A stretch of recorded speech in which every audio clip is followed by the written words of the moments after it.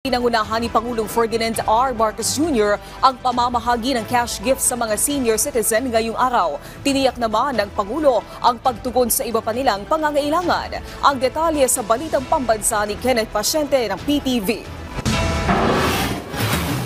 Walang senior citizen ang may iwan. Yan ang binigyang diin ni Pangulong Ferdinand R. Marcos Jr. kasabay ng pamamahagi ng cash gift para sa mga nakatatanda. Ang Pangulo ang mismong nag-abot ng cash grant sa mga benepisyaryo ng Republic Act No. 11982 o ang Expanded Centenarians Act of 2024, kung saan 14 na benepisyaryo ang nabigyan ng cash gift. Kabilang na riyan ang 380 at 385 years old, 5 90 years old na nakatanggap ng tig 10,000 piso. Habang ang 300 taong gulang naman ay nakatanggap ng tig 100,000 pesos. Ayon sa Pangulo, paraan lamang ito ng pamahalaan para kilalanin ang kontribusyon ng mga nakatatanda na siyang naging gabay at mentors ng nakararami kung paano mamuhay. They are our supporters. They are the ones who brought us into and to understand how to deal with the world and how to deal with life. And for that, we will all be eternally grateful. Kaya, ang bawat linya sa inyong balat at bawat puting buhok ay bahagi ng hibla na naghahabi ng ating kasaysayan. Mga kababayan, tayo po ay narito ngayon upang magbigay pugay sa ating mga nakakatanda. Binigyang diin din ng Pangulo ang mga pribilehiyo na maaaring makuha ng mga senior citizen, kabilang na ang mga discount sa pagbabayad ng tubig at kuryente, pati na sa mga gamot at kanilang iba pang pangangailangan. Gayunman, giit niya na marami pang dapat kailangang gawin para sa mga senior citizen, bagay na tutugunan daw ng pamahalaan.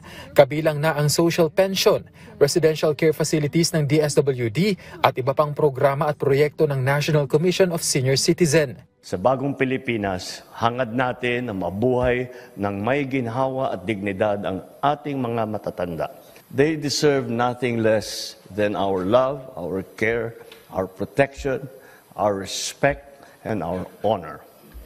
Kaya gumagawa tayo ng mga hakbangin upang mas mapapabuti ang kalagayan ng ating mga senior citizen. May hiling din ng Chief Executive sa pamilya ng mga senior citizen, maging sa kabataan. Sa mga pamilya ng mga ating mga nakatatanda, ipagdiwang ninyo ang bawat sandali na kapiling sila. Ipakita ninyo ang malasakit dahil darating ang panahon na kayo din ang maghahanap ng respeto at kalinga mula sa anyong anak o apo. Para sa ating mga kabataan, kayo ang mag-aaruga sa magpapatuloy na kaalamang itinuturo ng mga nauna sa atin. Gamitin ninyo ito upang makapagbuo ng mas maliwanag na kinabukasan. Ikinalugod naman ng ilang senior citizen ang pagkilalang ito mula sa pamahalaan. Yan ay maaaring pambili ko na ng mga gamot ko, mga pagkain na konti, hati-hatiin ko lamang para sa akin at sa aking mga apo na maliliit pa.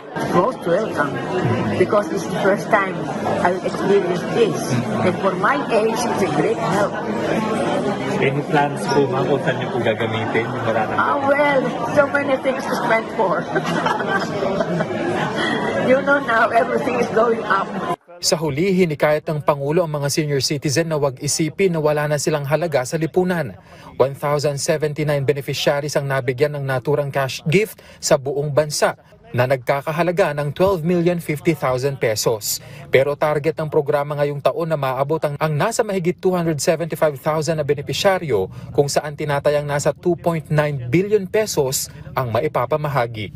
Mula PTV Manila, Kenneth Pasyente, Balitang Pambansa.